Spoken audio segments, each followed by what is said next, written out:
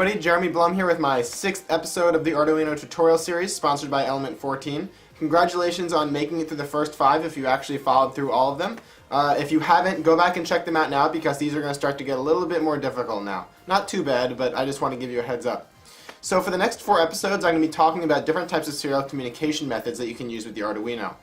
This week I'm going to be talking about specifically just serial communication between the Arduino and the computer, simple TX-RX serial communication.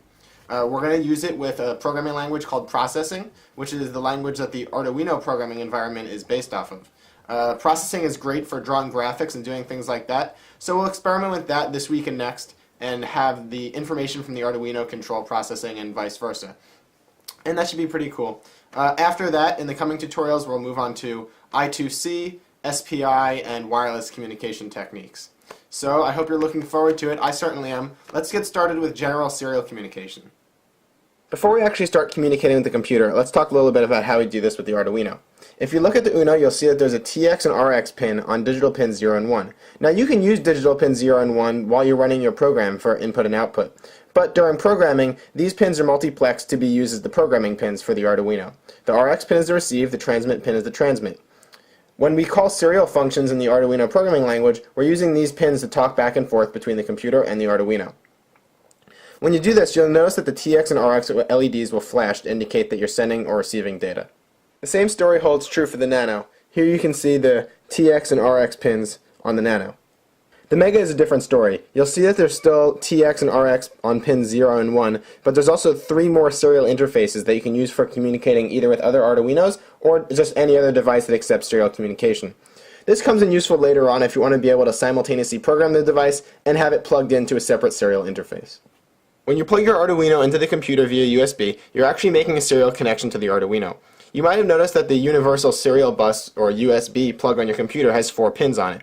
Transmit, receive, power, and ground, just like on the Arduino. An important thing to note is that transmit always gets hooked up to receive, and receive always gets hooked up to transmit. That's because the receiving line for the computer is what's being transmitted from the Arduino. The same goes the other way. What's being transmitted from the computer is received by the Arduino. Now, serial interfaces operate at around plus or minus 15 volts. So in the case of RS-232, or the interface that serial uses, negative 15 volts actually represents a logic 1, and positive 15 volts actually represents a logic 0. This is obviously much different from the 0 and 5 volt TTL or transistor logic that the Arduino uses. To deal with this, a converter chip is used in the Arduino to translate between the 2 logic levels. You don't have to worry too much about this, the Arduino takes care of it for you. If in the future you're ever using an Atmega microcontroller directly, you'll have to put in a converter chip yourself. A common example is a MAX 232 converter. To get us started, let's just make a very simple program that we can use to send one character to the Arduino and receive that character back, just to confirm that the Arduino got it, and then we can use it to do something more interesting like control an LED or a motor or something. So we'll start our serial session just like we always do using serial.begin, and this will allow us to communicate with the Arduino via serial. 9600 is the baud rate at which we're communicating. The baud rate is just an indication of the bits per second, basically the communication speed. 9600 is a pretty common value to use, but you can use other ones too. The first thing we're going to do is wait until we get something from the computer, and that's what this while loop is going to do. Serial.available equals 0. So what the available function of the serial class does is it checks to see if there's something waiting for the Arduino that we've sent from the computer. If we haven't sent something, it'll just keep looking. So it's just going to stay on this line and keep looping through this line until it gets something from the computer. Okay, once it does get something, we're going to read it into a variable. And we'll just for now assume that we're sending it an int, just to make things easy. So we'll do serial.read, which is going to read our input from that we send to it from the screen. And we will echo the output. So we'll do serial.println, and we'll echo that output back to the user. So we have our Arduino plugged in via USB on the other end. There's nothing connected to it, just the Arduino. We just want to test the serial functionality. So if we send it a 1, we should get a 1 back. What? A 49? Oh, that's weird. What happens if we 0? 48. Huh. That's peculiar. Okay, let's try to look into why we're not getting the same numbers back that we send it. Alright, the answer to our problem lies in data types. If you go to Google and just look up an ASCII table, ASCII, you'll find something like this. And this breaks down to you the different types of data types and how they relate to each other. So we're sending a character or a char, and we're sending a character of 0 or 1.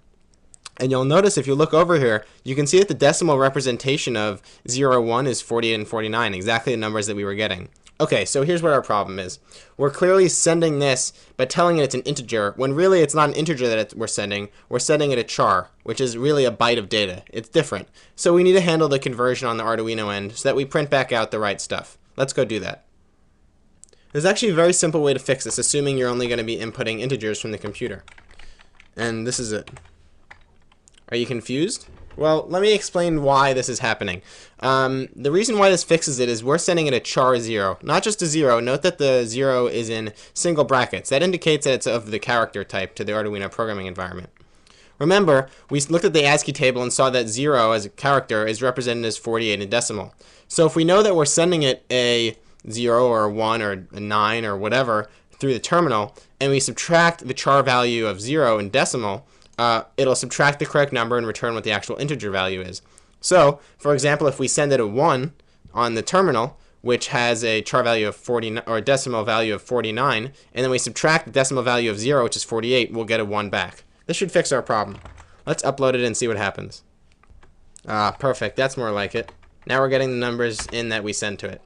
Okay, now let's do something more interesting. Let's have this control an LED and report back to us whether or not the LED is on.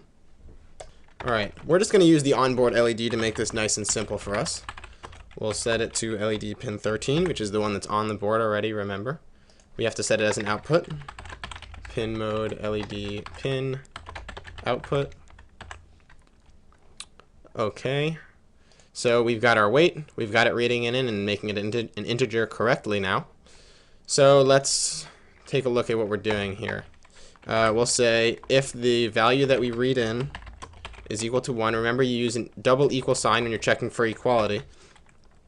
If the value is equal to 1, then we will serial.println a nice little message back to the user that says LED is on. Okay, and let's put this in brackets. And if that's the case, we also have to have it actually turn the LED on, of course. Otherwise, that wouldn't do us much good, would it? Digital write LED pin high.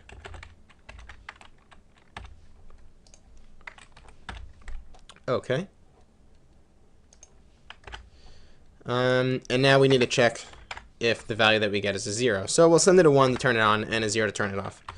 If val equals 0, serial.println LED is off. And you can have this say whatever you want. Digital write LED pin, and now we'll turn it off. Okay, make sure we get our brackets in there. Okay, that looks good. But we need to check one more thing, right? We have to make sure that we check for what happens if it's neither of those. So let's actually make this an else if statement. An else if statement only bothers to look at this if this one didn't happen. It just makes the code execution a little bit more efficient. You could have it as an if also, but we'll use an else if. It makes it a little bit better. And then we'll add an else. So this is what happens if this doesn't happen and this doesn't happen. It'll execute the else statement. And we'll just have it say back to the user serial.println invalid, so that they know they did something wrong. Okay, and we don't need to have this echo back anymore. Let's see how that works out. Alright, let's see if this actually works now. Send it a 1, LED goes on. Send another 1, of course it should not do anything. Send it a 0, LED goes off. 1 on, 0 off. Okay, cool, that looks good. And you notice that the TX and RX LEDs also blink because we're sending and receiving data. But now what happens if I send something like a V? Invalid. Okay, good. That does what we want. Now what happens if I send a whole bunch of garbage? Whoa, it printed out an invalid for every character. Okay, it looks like we need to make one more simple change to our program to get this doing exactly what we want. The last thing we're going to add to make sure that we don't get a ton of invalid inputs when we put in more than one character is we're going to flush out the serial buffer. And to do that, you just do serial.flush. Similar to flushing a toilet, you're basically just removing all the garbage. Anything else that we don't want gets removed. So since we're only looking for one character here, once we run serial.flush at the end of this loop, it'll get rid of everything else and then start looking anew. So now we should only see that invalid problem happened just once. Let's upload this and see how it works. Okay, I'll send it a 0. LED's off. 1 LED is on. And a bunch of garbage. And just 1 invalid. Okay, perfect. This program's now doing what we want. We've got some simple, basic serial communication between the Arduino and the computer. And you can, of course, expand upon this and send it all kinds of different commands to do all kinds of interesting stuff. But for now, let's move on to do something a little bit different. We'll use the Arduino to control the computer.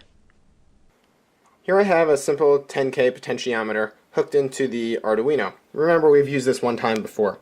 You don't actually have to use a breadboard for this because we already have all the pins that we need. The red gets hooked into voltage, the black gets hooked into ground, and the green gets hooked into analog input 0. Now let's go to the computer and program it to read the input from the potentiometer and send it back to the computer so that we can use it in a program that can read inputs from a serial port. This program is going to be very simple. All it needs to do is get the data and send it over USB to the computer. So let's define our pot pin to start off. That's where the pot is connected to.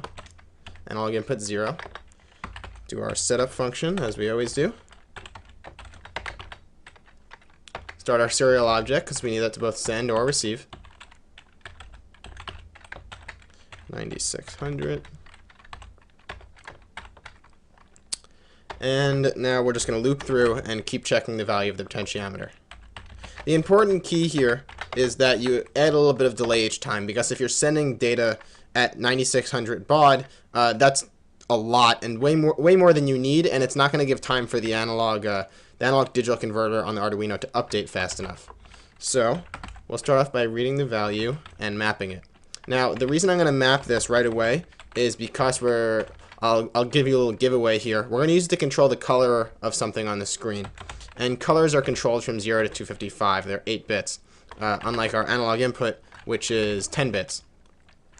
So we'll read this in, and we'll convert it from a 10-bit number down to an 8-bit number. And we've done this before, remember. So we'll go from 0 to 1023 to 0 to 255. So what we'll be doing here is we're just sending the computer a value between 0 and 255 that we can use later on to do something cool. Serial.println. Remember, println isn't just for sending it to the terminal, it sends it to the computer. So we'll print that val. And I'm going to put a delay of 50 milliseconds in there. Should be sufficient. You could actually probably do less than that, like 10 milliseconds, but this is fast enough. Alright, let's get that on the Arduino. And now we're going to write our processing program to deal with grabbing that input and doing something cool. Okay, so we're going to be using a programming environment called processing to grab the input over serial and use it to change the color of something on the screen. Processing is perfect for working with the Arduino because the Arduino programming language is actually based off of it. So if we just search processing in Google, processing.org is the first thing that comes up, and that's where we want to go. Alright, so just click on download processing, and just like Arduino, you don't actually have to install it, you just download the folder and run it right from there. So pop it onto your desktop or wherever you want to put it, extract it, and then run processing. Now our processing programming environment is open. Does it look familiar? It should, because the Arduino programming environment is heavily based off of it. So it should be a familiar place for you to start working. Now I'm not going to go over all the details of how to use processing because I don't want to put you through the terrors of learning an entirely new programming language, but I'll just give you enough to get you started. You can use basically any programming language to get input from over a serial connection. Processing is just one example. So the first thing we'll do, very similar to Arduino, we're going to import a serial library. In Arduino, serial is imported by default. In processing, you have to import it. But we've imported libraries in Arduino before, so you should be familiar with that. The next thing we're going to do is create a serial object that we're going to call port. And I'm going to define an initial variable called brightness, because we're going to be controlling the brightness of the color on a screen. And I'm going to initialize that to 0. This is the value that we'll be changing using the potentiometer. Okay, now just like Arduino, we're going to have a setup portion of our program. And in processing, it's heavily graphics based. So one of the things you set up in the setup part of the function is the size of the graphical window that you want to open. So I'll make it 500 pixels by 500 pixels. And now I'm going to initialize our serial port. Similarly to how you do serial.begin in Arduino, it's a little bit different in processing, but a similar idea. We're going to do port equals new serial. This, because we're running it on this class. I happen to know that my COM port is COM3. Go check what your COM port is in your computer and make sure you set it to that. If you're on Mac, it's going to be a little bit different. It's not going to be represented like COM3. Same thing goes for Linux. It'll be like /dev or something like that. And we'll do port.buffer until \n. So let me explain what that's doing. Buffer until is essentially that same thing as that while loop that we were running earlier. It's just waiting until it gets something. \n is a special character that indicates a new line. So remember, we're doing print line, which prints a carriage return after it sends you each value. Every value you get from the terminal is on a different line, if you remember. The thing that tells it to go to the next line is \n, which you can't see, but the computer's terminal program can. So we're going to know when we're getting a new value by looking for that \n. And now we're going to have another thing called draw, and this is what updates the screen. This is going to update our little 500 by 500 window, and this keeps repeating. Draw automatically keeps repeating to update the screen. And all we're going to do is change the background color of it to get started. Background 0, 0, brightness. Now, the values for this are RGB values. So I'm just going to set the red value to 0, the green value to 0, and what we'll be changing with the potentiometer is the blue value. So by brightness, basically what we'll be doing is we'll be turning it from black up to bright blue, which is a value of 255. Okay, and now we're going to look for a serial event. This, when you have the serial class running, will automatically check for that serial event based on the buffer until that we have specified. Serial event, serial, and remember we named it uppercase serial. Remember we named our object port. And all we're going to do is we're going to look for that value, and we're going to say brightness is equal to that value that we get over the serial port. Brightness equals float port dot read string until, and we're going to look for that \n character again because we want to read up to that, and that should get us our value. And all this is doing is converting that value into a float so that we can use it in our background function. And that's it. Let's run this and see how it works. Always make sure you save first, and then you hit this little run button to run your processing program. I'll turn the potentiometer, and you can see the screen gets brighter. As I turn it all the way up to the top, the blue value goes 255, and I turn it back down, and we're back down to black. Alright, awesome. You just wrote your first program that sends data from the Arduino to processing. You can do a million things with this, and we'll do more with it next week. But for now, that should be enough to get you started. And remember, you can always go to the processing website and look up tons of examples on how to use it. Okay, and that's our intro to serial communication with the Arduino. Next week, I'm going to be talking about I2C, and then the week after that, SPI, which are two other methods for communicating between the Arduino and integrated circuits. If you have any questions about anything I did this week, feel free to post a comment on YouTube or on Element 14 or on my blog, jeremyblum.com. And as always, I'll be posting the source code, including the processing source code that I used this week, up on my website, and I'll have download links all over the place so you can find that. And that's it. I will see you guys next week. Thanks a lot for watching. Thanks to Element 14 for helping me to sponsor this video series. They were kind enough to provide a lot of the materials that I'll be using to create these tutorials. Feel free to go visit their website at element14.com. Check out their community, which is a great place to talk to people about electronics, the Arduino, and basically anything else engineering related. And they also have a store where you can buy a lot of the parts that we'll be using in these videos.